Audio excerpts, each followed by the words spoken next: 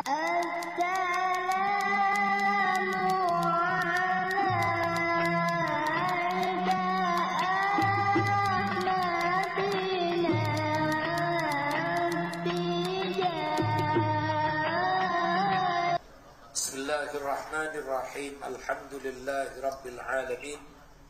Allahumma salli ala Sayyidina Muhammadin al-Fatihi lima ughliqa wal khatimi lima sabaqa nasiril haqqi bil haqq wal hadi ila siratikal mustaqim wa ala alihi haqqa qadrihi wa miqdarihil azim. Amma ba'du. Para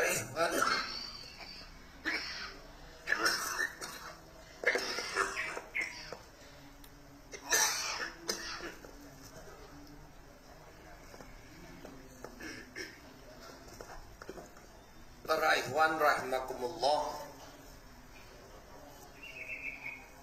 ada pertanyaan dari saudara kita Ustaz Ahmad Nusairi tentang perkara-perkara yang membatalkan dan perkara-perkara maksiat tapi tidak membatalkan thariqah. Para ikhwan rahimakumullah, dalam Islam pun ada dosa-dosa. Jadi dalam Islam kesalahan itu ada dua macam, yaitu kesalahan yang menyebabkan yang bersangkutan berdosa. Yang kedua, kesalahan yang membuat orang itu keluar dari Islam. Ini hati-hati. Kalau dalam hidup berbangsa dan bernegara ada kesalahan pada negara yang namanya kesalahan kriminal. Jadi orang itu berbuat kriminal atau kejahatan. Orang jahat walaupun membunuh orang, yang bersangkutan tidak tercabut kewarganegaraannya. Jadi sejahat apapun orang Indonesia, jika dia KTP-nya tetap KTP Indonesia, walaupun sudah membunuh banyak orang, maka yang bersangkutan ini tidak tercabut status warga negaranya. Ada kesalahan jika dilakukan maka terancam status kewarganegaraannya. Dosa itu namanya subversif. Jadi ada dosa kriminal, ada dosa subversif. Ya, kita memang kalau sudah berbicara seperti ini, ya, kita harus mafhum. Kok ada orang-orang tidak korupsi, tidak membahayakan jiwa orang lain, tapi kesalahannya dicari-cari, kan gitu kan? Ya contohnya para ustadz yang dikriminalisasi, sebenarnya dia itu bukan dosa kriminal. Kenapa kok sampai seperti itu? Karena yang mereka lakukan tidak sejalan dengan kemauan pemilik kekuasaan. Jelas? Itu aja masalahnya. Tidak sejalan dengan kemauan pemilik kekuasaan. Bahkan cenderung membahayakan. Sehingga orang-orang seperti ini mau tidak mau harus disingkirkan. Sehingga ya, kata Abu Yahamka, ketika Anda bicara politik dan berjuang dalam politik, jika Anda menang maka kekuasaan ada di tangan. Harta kekayaan tergenggam, termasuk kehormatan ada pada diri Anda. Tapi kalau sudah bicara politik dan kalah, jangankan harta yang Anda genggam, nyawa pun harus siap melayang. Jadi itu kalau kita sudah bicara politik, mau tidak mau konsekuensinya seperti itu. Oleh karena itu kalau tidak siap, tidak usah. Ya, sekali lagi kalau tidak siap, tidak usah. Apa nanti mudarat? Mudarat bagi Anda. Jadi teriak-teriak kayaknya ya mau makan orang. Begitu dipanggil polisi langsung ciut nangis-nangis. Kan lucu. Jadi kalau memang Anda mau berbicara politik, ya ada dalam penjara, disiksa pun Anda tidak boleh nangis. Dan sejak zaman dulu seperti itu. Dan itu berlaku juga kepada putra-putri Nabi kita Sallallahu Alaihi Wasallam. Al-Hasan, beliau terbunuh dalam peperangan Karbala. Syed Muhammad Al-Kabir At-Tijani, putra Sayyidi Syekh, ya, yang gede, kakaknya Syed Muhammad Al-Habib, itu juga terbunuh dalam peperangan. Ini para ikhwan rahimakumullah, namanya dosa subversif. Kalau Anda berbuat perkara-perkara yang meresahkan masyarakat, ya, seperti perjudian, pelacuran, kemudian apalagi, ya semua dosa-dosa itu kriminal. Ada pasalnya. Pasalnya Anda dihukum sekian tahun. Itu kalau dosa kriminal. Tapi kalau sudah subversif tidak ada pasalnya. Pasalnya kalau tidak dibunuh, ya dihukum tidak ketemu juntrungnya berapa tahun, wallahu a'lam. Itu dosa subversif kayak gitu. Dalam Islam ada dosa ya seperti zina, gede. Tapi kalau bertobat diampuni oleh Allah Subhanahu wa taala. Dosa membunuh orang, kalau bertobat diampuni oleh Allah Subhanahu wa taala.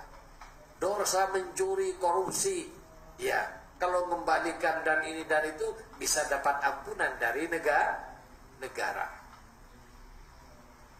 Jadi itu dalam Islam termasuk juga dalam negara kayak gitu. Jadi dosa kriminal.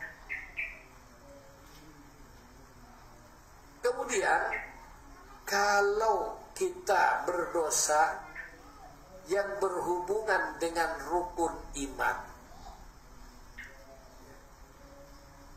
yaitu yang menjadi dasar kita sholat apa? Iman.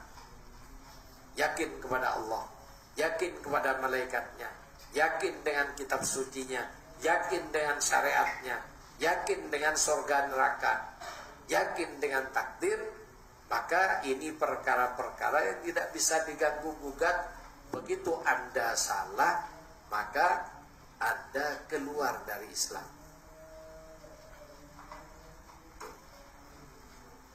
Jelas ya? Kemudian dalam thariqah juga begitu. Jadi dalam thariqah ada dosa-dosa. Contohnya Anda meninggalkan wirid karena kelelahan, dosa. Tapi tidak membatalkan thariqahnya. Tapi ketika Anda berkata, ada apa? Oh, katanya NU boleh, kok katanya saya Tijani tidak boleh. Ada kan yang ngomong begitu kan? Kok kata NU boleh, kok kata saya tidak boleh? Udah, aku ikut aja pendapatnya NU aja.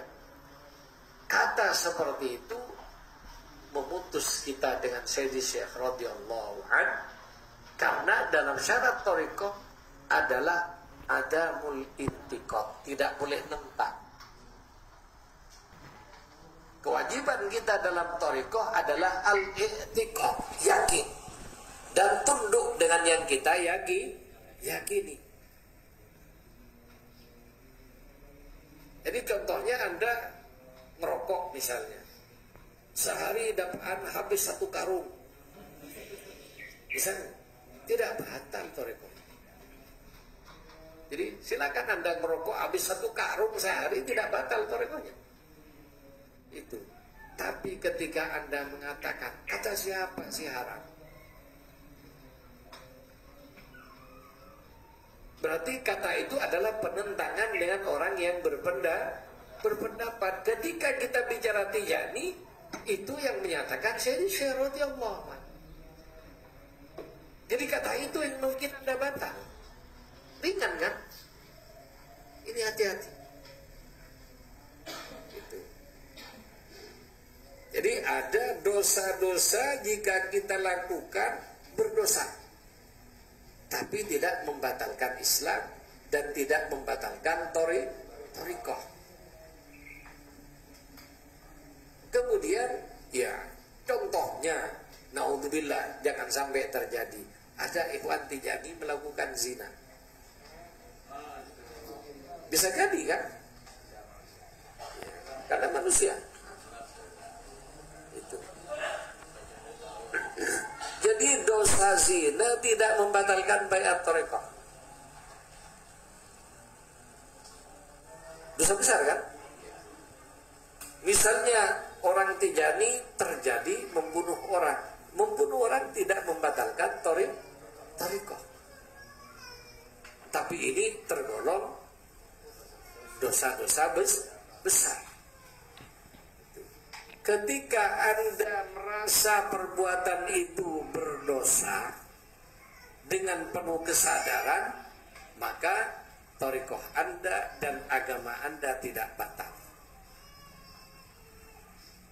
Tapi ketika Anda melakukan zina, dalam hatinya cari sombong, kata siapa, itu.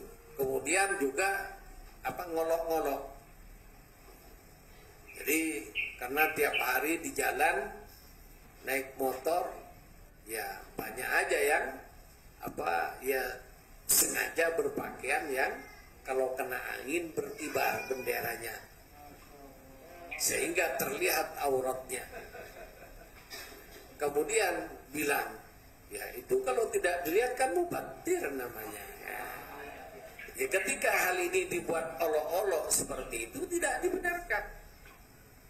Tapi kalau kita sadar itu dosa, kalau kita lihat dan kita berusaha semaksimal mungkin menghindar, tapi naik motor tidak mungkin merem.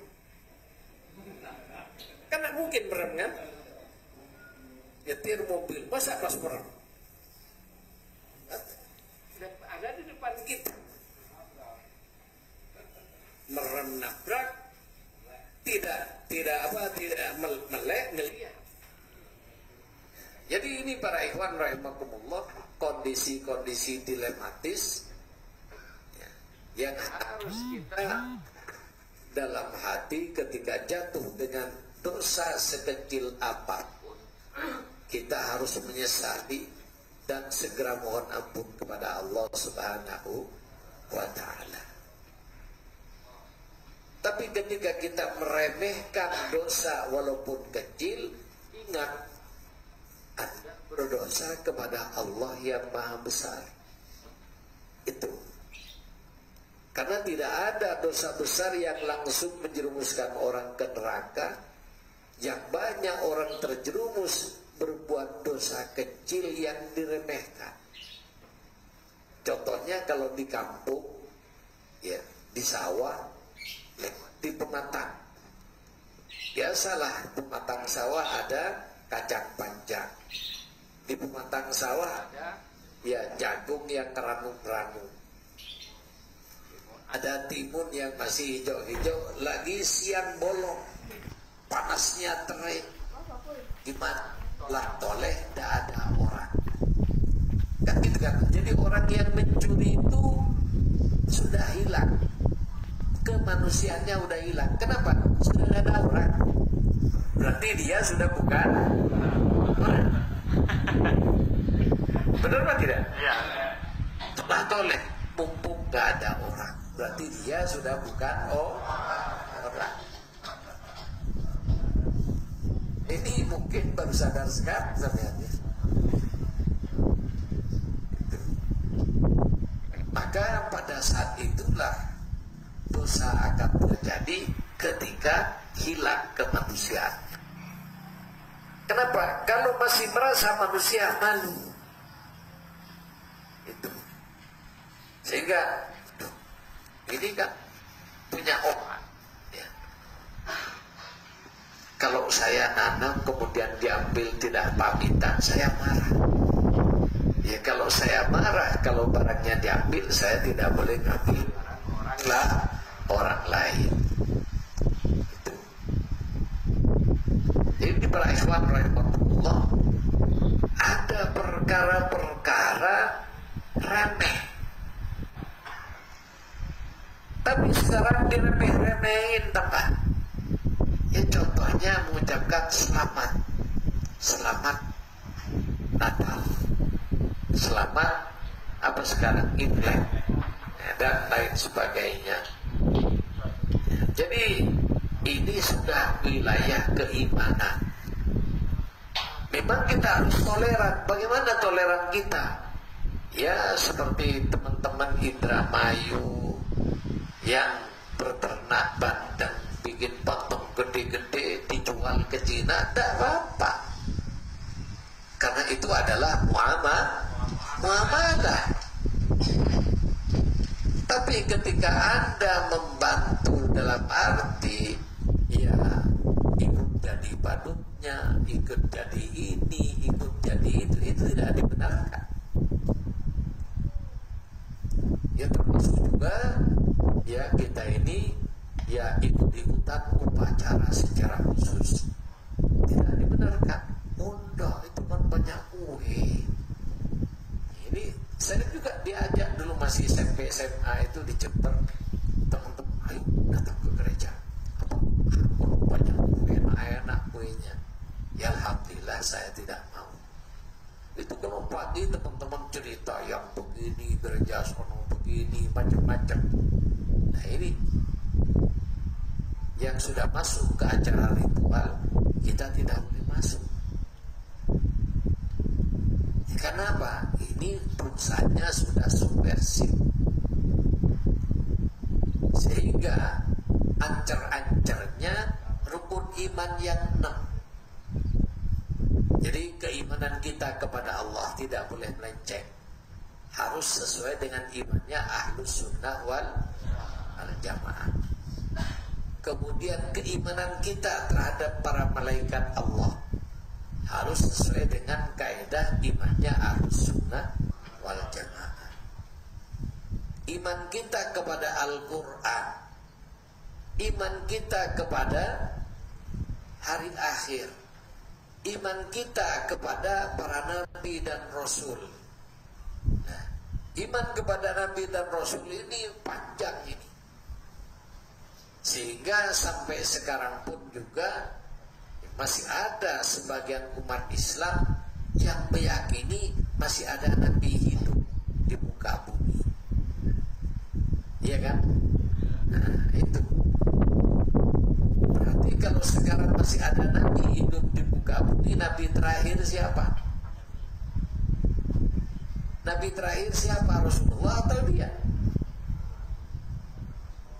Padahal sudah jelas Quran menyatakan. Jadi bukan hanya hadis, bukan pendapat ulama, tapi Allah menyatakan dalam Al-Quran, maka Muhammadun aba ahadim mir rijalikum walakin Rasulullah wa khataman udah. Kemudian Nabi menegaskan ketika ayat ini turun, sahabat tanya, bagaimana ya Rasulullah? Nah, la nabiyya ba'di wala rasulah. Tidak ada nabi setelahku dan tidak ada rasul lagi. Itu. Kemudian sahabat kalau begini rusak umat. Kata Nabi menyatakan illal mubasyirat. Jadi para nabi memang sudah tidak ada. Akan tetapi Allah melanjutkan tugas Nabi Sallallahu Alaihi Wasallam kepada dua golongan. Tugas risalahnya dilanjutkan oleh ulama-ulamanya dari umat Rasulullah. Tugas nubuahnya dilanjutkan oleh para walinya. Kemudian para ikhwan rahimakumullah, terus bagaimana? Lah ini juga saya tidak mau jauh-jauh nanti dianggap saya, tapi kenyataannya coba kita pikir, kalau berkeyakinan masih ada nabi yang hidup, berarti yang nabi terakhir siapa? Itu aja udah. Dan kalau kita baca kitab-kitab thariqah termasuk Ihya Ulumuddin, jelas ada penjelasan bahwa Al-Khidir bukan nabi tapi wali abdal. Itu pun ada di jilid 1 halaman 381. Jadi para ikhwan rahimakumullah, kita hati-hati dengan keyakinan. Karena dampak dari meyakini kenabian selain Rasulullah Sallallahu Alaihi Wasallam ini sampai sekarang ada orang kalau tidak Fatihah sama beliau seakan-akan baca apa saja tidak sampai. Benar apa tidak? Baca apa saja tidak tokcer dan lain sebagainya. Ini bahaya. Sehingga ya karena kita muridnya Sayyidi Syekh radhiyallahu an, maka nabi terakhir adalah Rasulullah. Kemudian selainnya adalah penerus Rasulullah, bisa dalam ulama atau dalam wilayah. Jadi ini para hadirin rahimakumullah, ya, inti dari pertanyaan Ustaz Saidi tadi, dalam berbuat dosa ada perbuatan namanya apa? Yang menimbulkan dosa. Yang kedua adalah perkara yang melepaskan iman. Dalam thariqah ada perbuatan yang menimbulkan dosa thariqah. Apa? Lalai wirid contohnya, ini dosa. Kemudian wadifah sendirian, dosa. Karena syaratnya wadifah berjamaah. Kecuali utur syar'i, di daerah itu tidak ada ikhwan dan tidak memungkinkan berjamaah dalam perjalanan dan sebagainya, boleh tidak berjamaah. Itu. Jadi ada yang bisa membatalkan thariqah, terutama ziaratul auliya. Termasuk juga yang ringan-ringan, yaitu tadi menentang pendapatnya Sayyidi Syekh radhiyallahu anhu. Karena syarat dalam thariqah al-i'tiqad, kemudian syarat berikutnya adalah adamul intiqad. Demikian, moga-moga bermanfaat.